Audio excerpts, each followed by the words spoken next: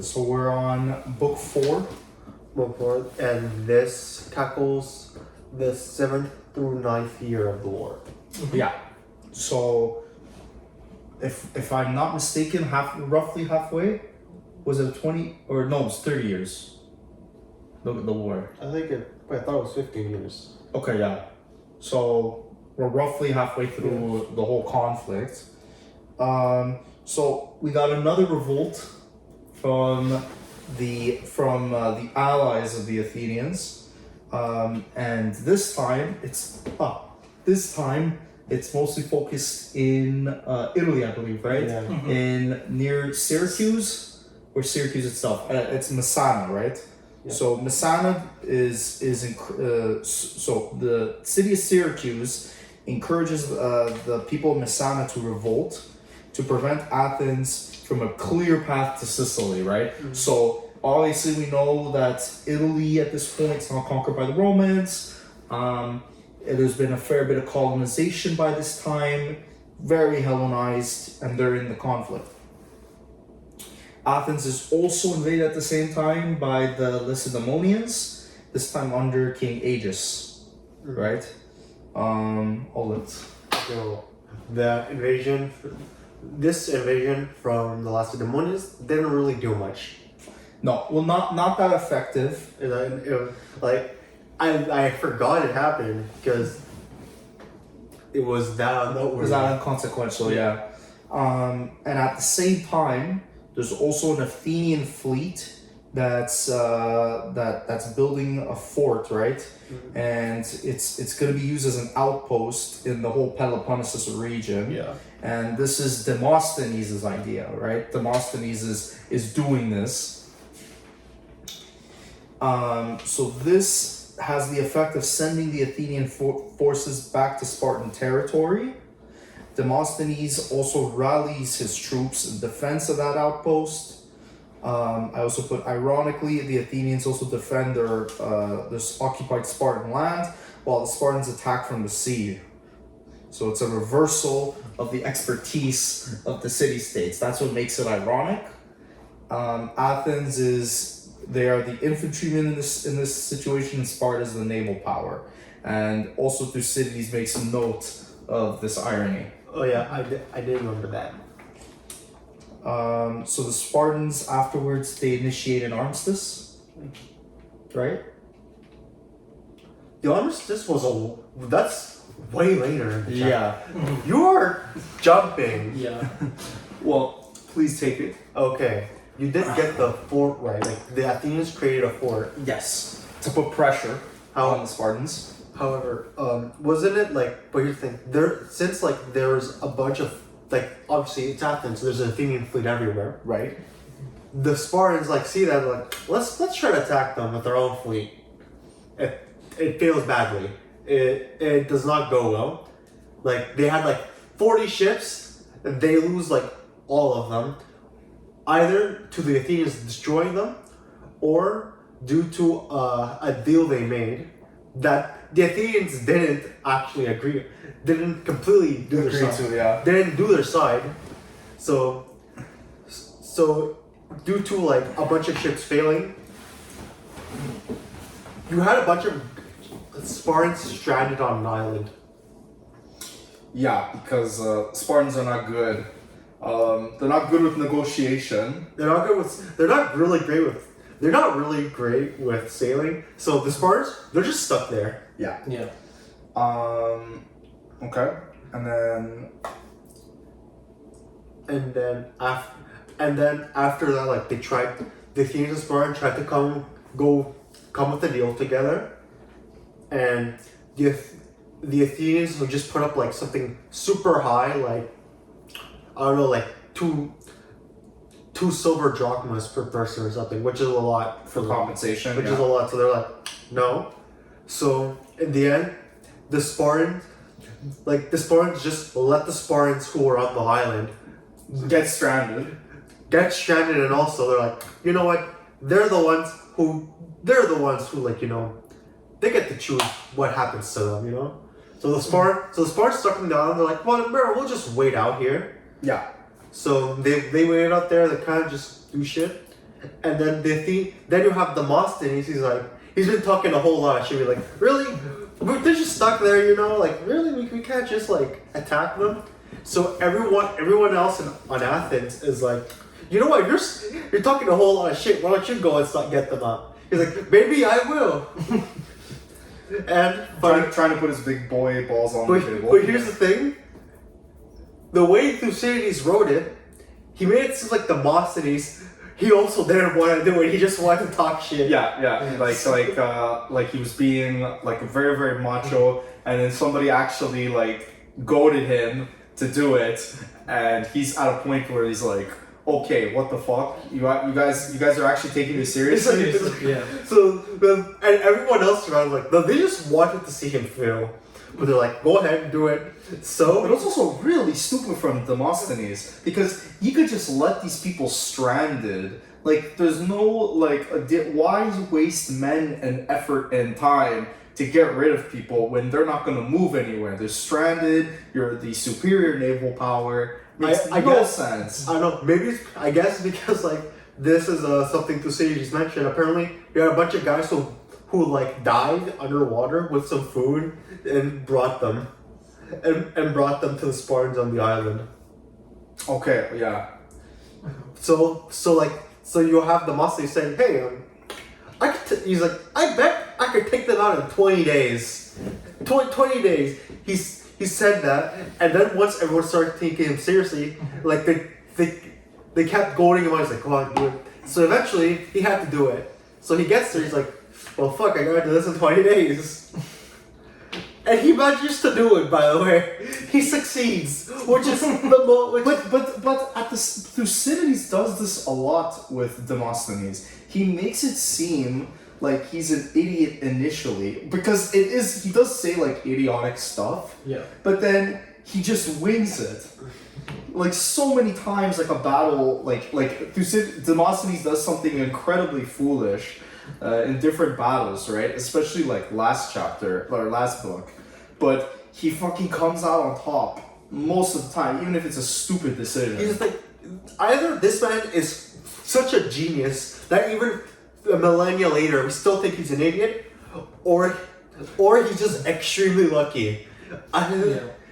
Because oh my god, because like at the beginning, like honestly the Spartans weren't like they weren't in like an amazing place or anything, but they weren't like easy pickings. No.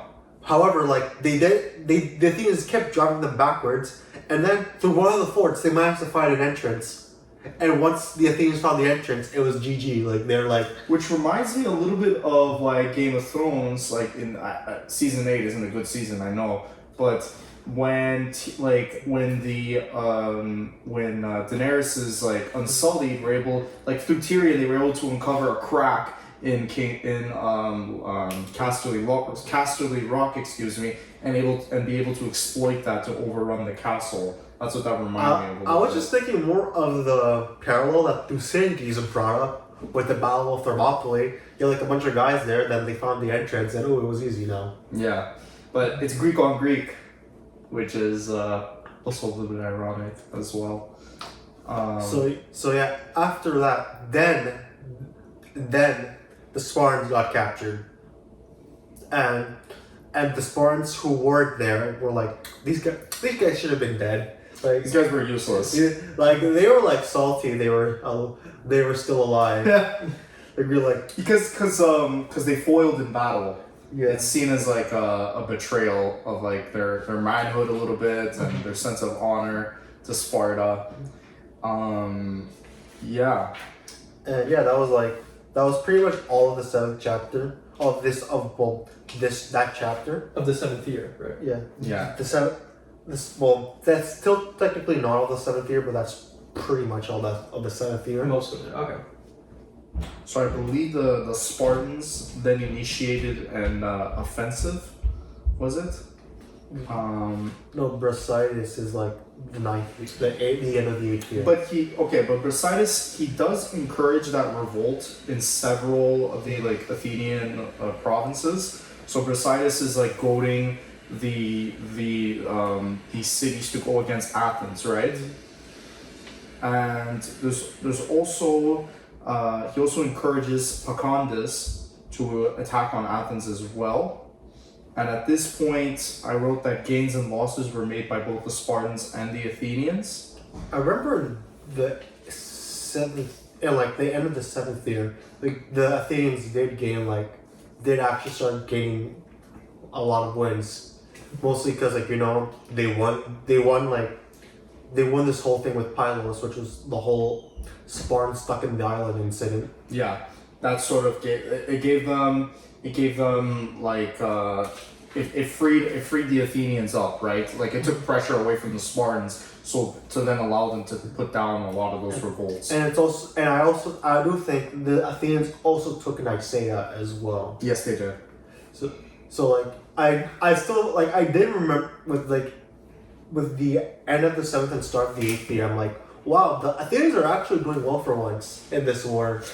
Like on infantry, on land. On land specifically. Yeah. That you're absolutely right. That was a little bit weird to me. Okay, now with the eighth year, it's finally when this book started getting good. Cause I'll be honest, the first 2/3 is kind of boring. Yeah. Now, like the conflict's picking up a little bit.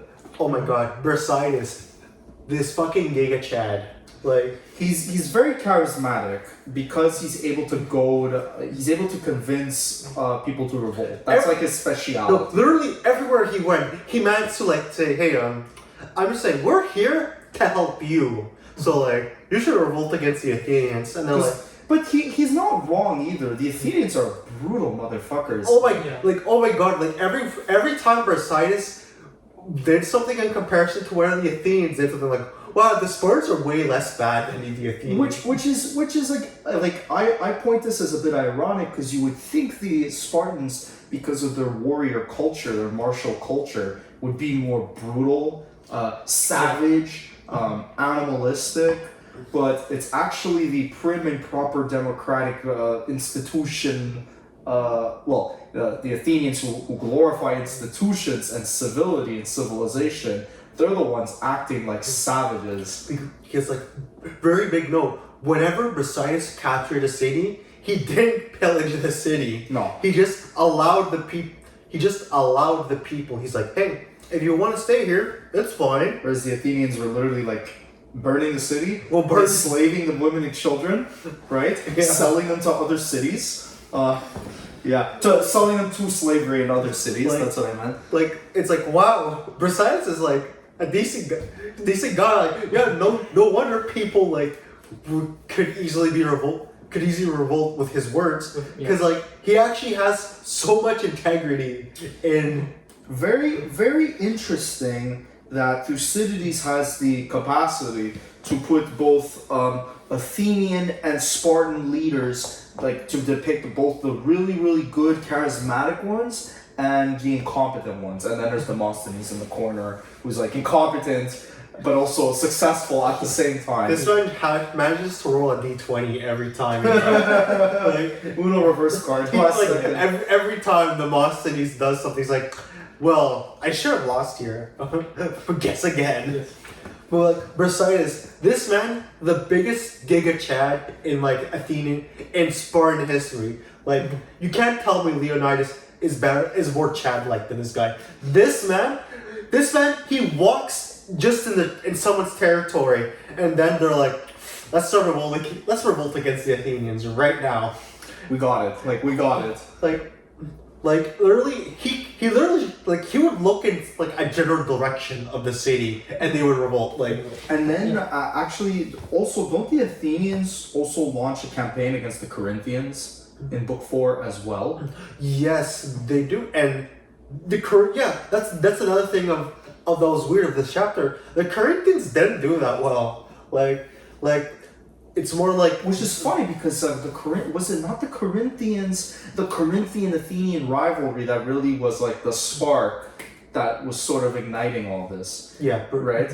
Because Corinth was overstepped because Corinth was trying to build colonies of their own, and Athens was like, "Fuck no," and Well, it's nice to it's a little weird to see that the people who started the war, they're just like an afterthought, and they suck ass. So, Well, like, yeah, like the Corinthians, like they tried to do a strategic play. So like an army of the Athenians goes against an army of the Corinthians. The Corinthians lose. right. So like they strip the dead of like all their valuables, and they just dip. And like obviously they left because there's more Corinthians coming. But like that's a loss for the Corinthians. Like they just lost a bunch of guys to like people who aren't like the best at land warfare, which is this is an outlier. The only time the Athenians actually did something good land wise. Yeah. But like, And then also Thucydides talks about there being like a quasi-civil war in Corcyra between oligarchic factions and democratic factions as well. and I think the oligarchic faction won. Came on top, yeah. And then afterwards, there was an Athenian fleet under a guy named Eurymedon. Eurymedon. Yeah. And that's the one where like the And another Sophocles. I don't no relation. No relation. Yeah, that's the same one. No relation. Sophocles Jr. No. So they also proceed to go to Sicily. The Athenians also take control of Cythera. It's an island called Cythera. So basically the Athenians are getting a lot of W's. Spartan morale is also declining at this point because Athens is starting to expand, flex their muscles a little bit. Yes. Corinth took an L. Fucking Demosthenes took big dubs. He took the big dubs, you know. Big, yeah.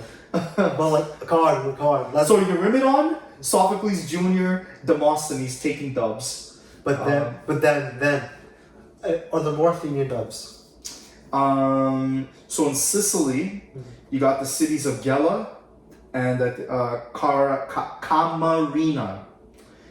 And they put a truce between themselves. I think Thucydides was also talking now I about remember. between those two With cities. Sicily. Yeah, I do remember. Because the island of Sicily, they were afraid of the Athenians. Right. Because honestly, like, classic Greek thing, all the cities hate each other, but the moment someone else comes, they start like banding together Against them. So like all the Sicilian city-states were like, you know what? We hate, like, I hate you. I hate all of you guys. But like, We hate the Athenians. but like, let's get a priority straight. The Athenians will conquer us if we fight each other. So like, let's wait first, and once they leave, we can start killing each other again. They put a conference up in Gela. So they put up a group chat on their Discord. No. Thucydides also reports that there's only one speech that's been delivered at that conference. This guy Hermocrates of Syracuse. Yeah, that's the one who acknowledged they all hate each other, but they hated the Athenians. Another charismatic boy, right? Or was his speech not that? Here's the problem. I mean, he's no Pericles. He's no Brasidas. He's no Pericles. He's no Brasidas. But like, you know what? Like, he's like a third place, I guess. Yeah. But like distant third, because you got the two goats, the two goats there. Yeah. But like, if you can't tell, now we get to talk about my favorite boy, Brasidas. He's so cool. My boy, your boy Brasidas. He's so cool. Like the Spartans, they were taking L's after L's. The Lacedaemonians, they got bodied in the 7th year. Thucydides, so he has his campaign in northern Greece, right? He's up in northern Greece. So the Spartans are getting bodied up in southern Greece, like near their homeland and shit, and Corinth, like they're getting bodied there. Northern Greece, Brasidas is doing his own thing, right? He's going and addressing the cities of the city called Acanthus, right? Mm-hmm. He's arguing that they need to fucking reject the Athenians. Fuck them. And join the Spartans. Reject purity and break straight. So they can liberate all the Greeks. All the Greeks. You gotta make Hellas great again. He persuades them, right? Dirty Demosthenes. And just like that, they all vote to secede from Athens. But then you got a guy named Pagondas, who is somebody from central Greece. He's also giving a speech at that point in the 9th year, right? In that chapter. Still in the 8th year. Oh, sorry, still 8th year, yeah. His objective, and I wrote down his objective is to persuade the Boeotians to confront the Athenians. So you got fucking Pagondas in central Greece, and then you got Brasidas in northern Greece, and they're instilling shit against the Athenians. They're like, fuck the Athenians, fuck these people, fuck their dubs. Yeah. I hate the way that you walk, the way that you talk. What, Paul? No, can you go more about like us? Oh, okay. Bro. Okay, relax. The Athenians. Fuck their dubs, bro. Fuck their dubs. That's what they say. Yeah, fuck their dubs. Fuck their dubs. So Brasidas comes back into the picture afterwards. He launches a military campaign, this time against Amphipolis, which is, he's in northern Greece, so it's a colony in northern Greece. Thucydides explains that Amphipolis is super strategically important, right? And for timber, it's pretty good too. He's also explaining like timber supplies. It's good for timber too. And he takes it. He takes the damn city. He takes it. Thucydides writes that he was entrusted with defending that city too, and Brasidas shits on him, takes it against Thucydides. So Thucydides gets a lot of L's. This wasn't the L that got him exiled. This was an earlier L in the zone. So you're just saying now you're wondering. Now we're wondering why he's talking Brasidas up so much. He took the L from him. Yeah. He took that L. Thucydides is like the living example of the quote, if you can't teach. If you can't teach, consult. Yeah. So Thucydides is the living embodiment of that. Oh, no, this is what got him exiled. Yeah. That's what got him exiled for 20 years. I'm such a retard. Yeah. Him failing Amphipolis got him exiled. That's how he gets fucking exiled like in book 4, man. Jesus Christ. Yeah. So no wonder he's talking Brasidas up so much. He took the L from him. Yeah. And then in the spring of 423 BC, we got the Athenians securing a truce, which is a 1-year armistice. That's the armistice. In order to prevent the loss of any more cities because of Brasidas, primarily. And book 4 ends there. Well, it talks about the 9th year, which nothing happened because there was an armistice. Exactly. So, very, very interesting the way Thucydides writes this chapter down.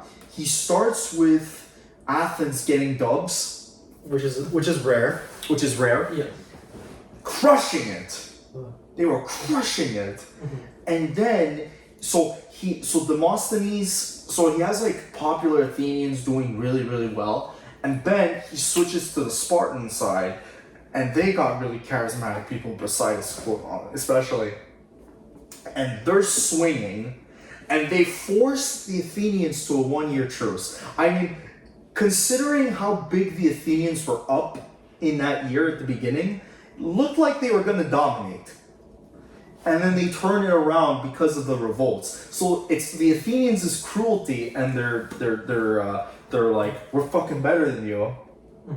That bit them in the butt a little bit. The biggest problem that Athens has is it is an explicitly imperialist city.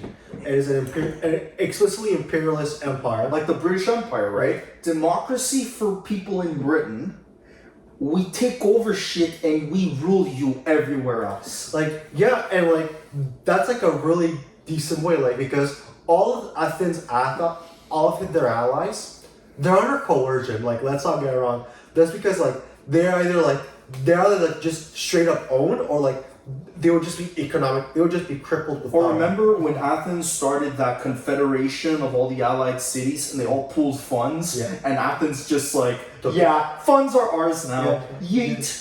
So and then like that explains why Brasidas can just talk his way into preventing complete Athenian domination. Because like since Athens, first of all, is imperialist and most importantly extremely cruel towards everyone that's not Athenian. Yeah. Like you have Brasidas saying, "Hey, I'm here to liberate you," and He's a supremacist.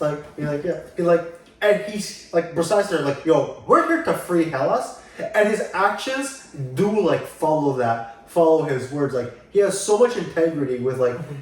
With like, hey, we're just here to free you, and he just assume to say that, to do that, he's like, look, if you want to stay here, you get to stay here, you get to keep all your rights. If you want to leave, you have 5 days to grab your property and get out, which is way more humane than anything else Athens does.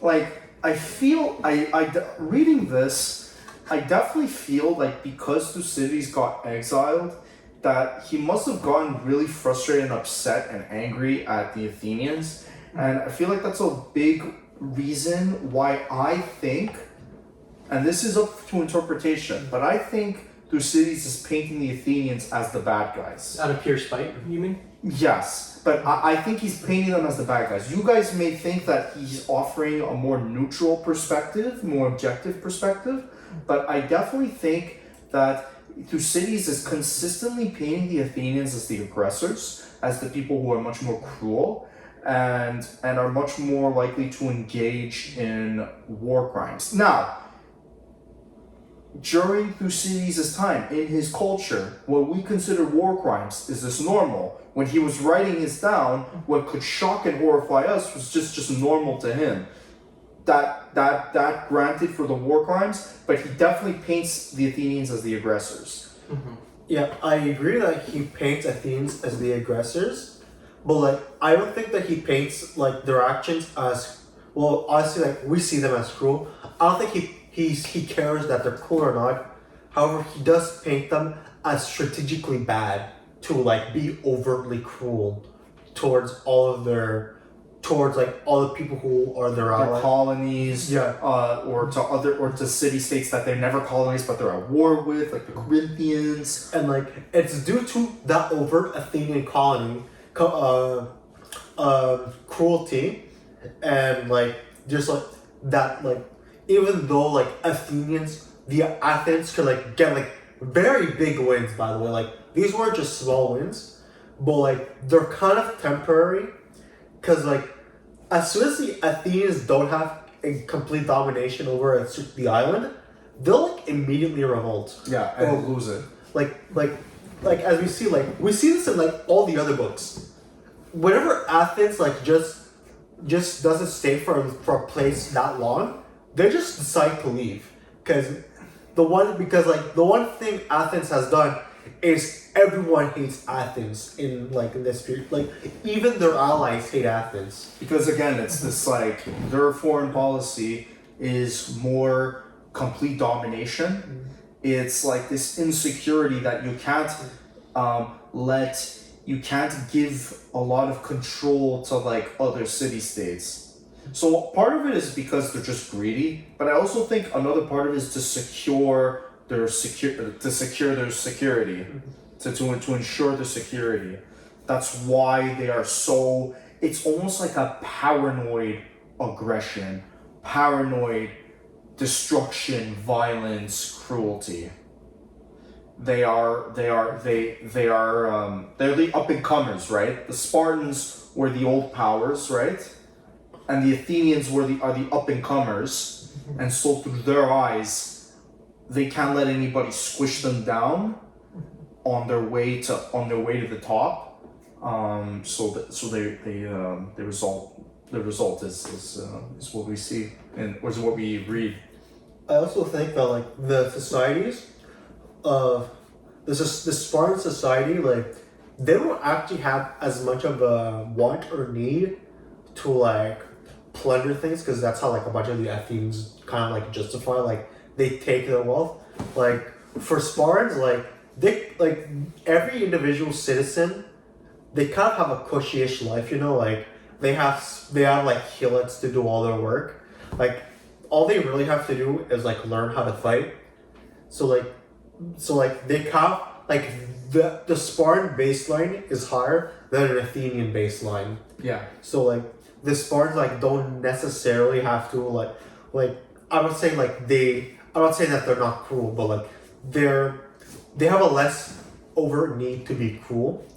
While the Athenians like their richness varies a lot because like it's not like every Athenian has like 3 slaves or something, but like you have like the average Athenian like if they were to go to war they probably got spoils of war, and like that probably justifies it more, and it kind of it also makes sense that like since Athens is a colonizer they kind of want to extract wealth from other places as well.